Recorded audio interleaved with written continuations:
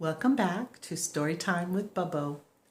We're going to continue on with The Wonderful Wizard of Oz by L. Frank Baum. And this time we are ready for Chapter 10, The Guardian of the Gate.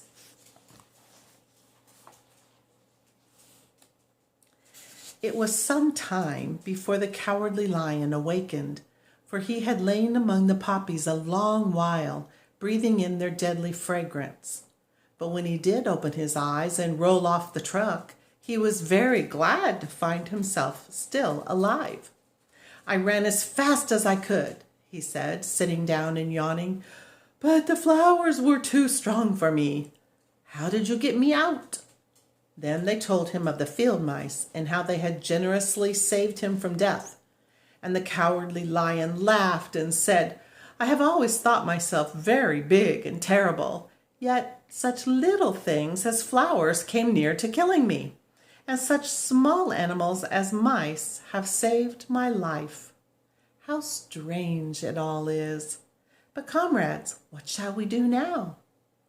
"We must journey on until we find the road of yellow brick again," said Dorothy, "and then we can keep on to the Emerald City."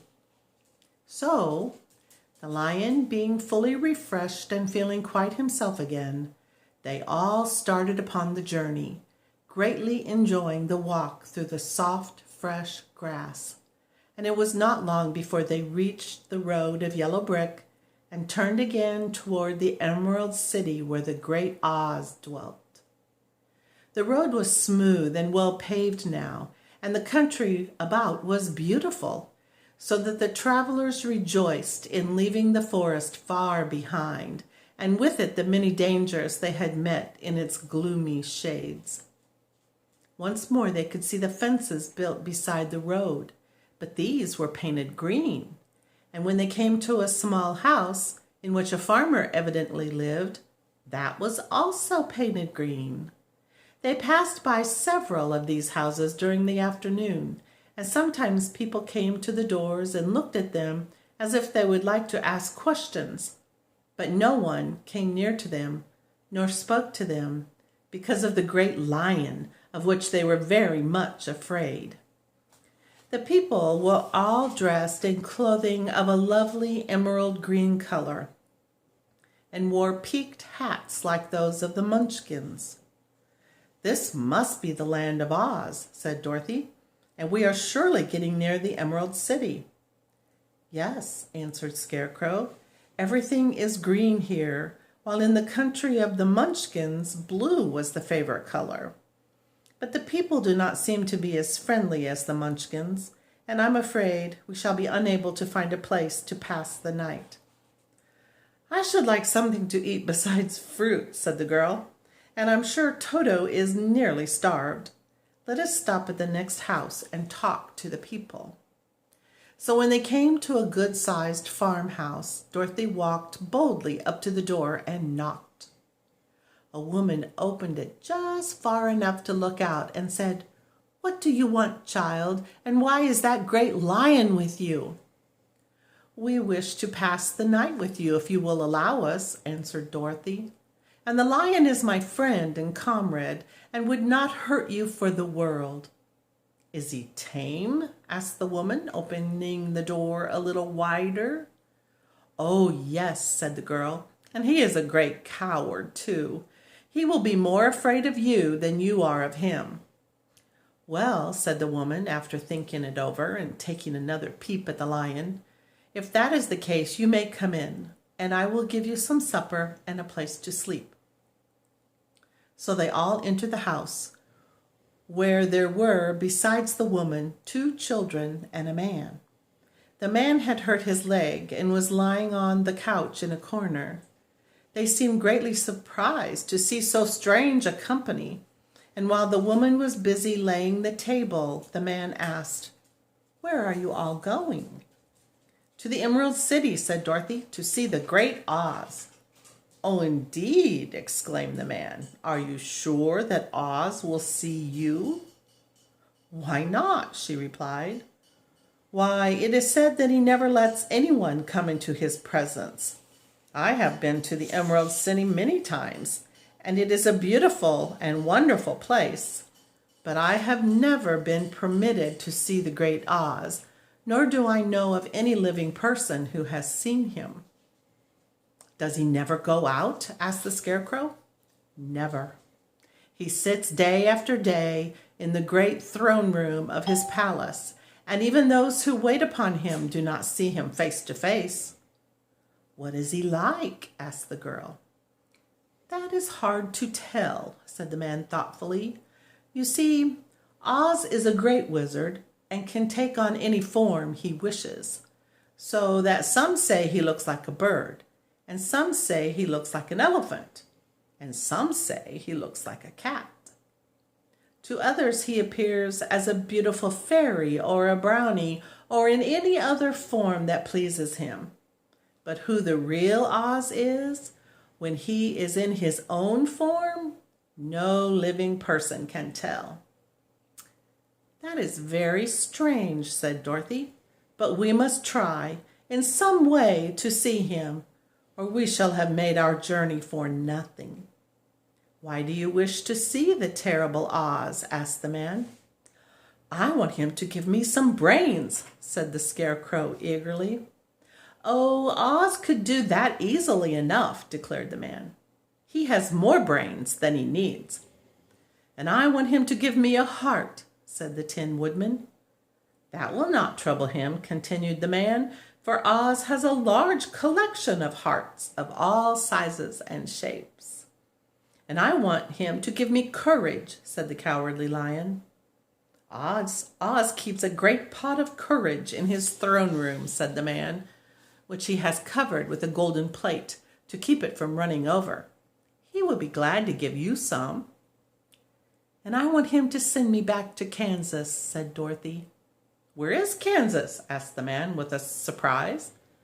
"I don't know," replied Dorothy sorrowfully, "but it is my home, and I'm sure it's somewhere." "Very likely. Well, Oz can do anything, so I suppose he will find Kansas for you. But first you must get to see him, and that will be a hard task, for the great wizard does not like to see anyone, and he usually has his own way. But what do you want?" he continued, speaking to Toto. Toto only wagged his tail, for, strange to say, he could not speak.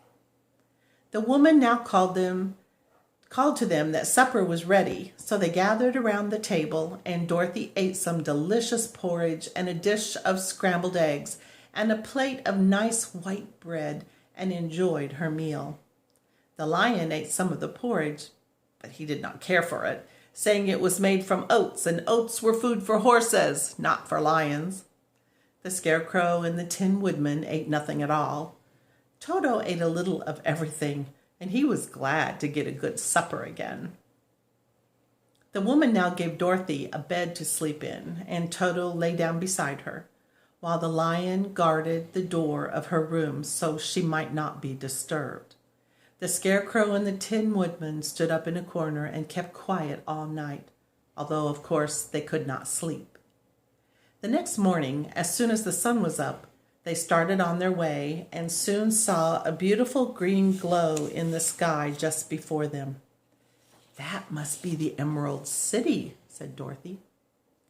As they walked on, the green glow became brighter and brighter, and it seemed that at last they were nearing the end of their travels. Yet it was afternoon before they came to the great wall that surrounded the city. It was high and thick and of a bright green color. In front of them, and at the end of the road of yellow brick, was a big gate, all studded with emeralds that glittered so in the sun that even the painted eyes of the Scarecrow were dazzled by their brilliancy. There was a bell beside the gate, and Dorothy pushed the button and heard a silvery tinkle sound within.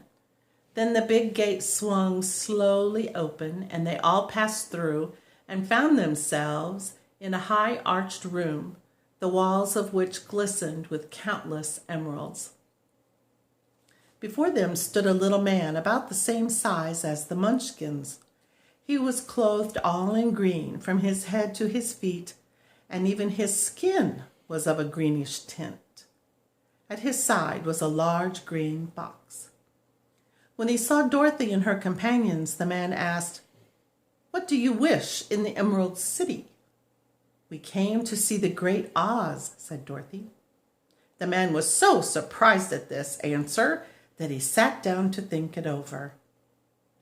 "It has been many years since anyone asked me to see Oz," he said, shaking his head in perplexity. "He is powerful and terrible, and if you come on an idle or foolish errand to bother the wise reflections of the great wizard, he might be angry and destroy you all in an instant."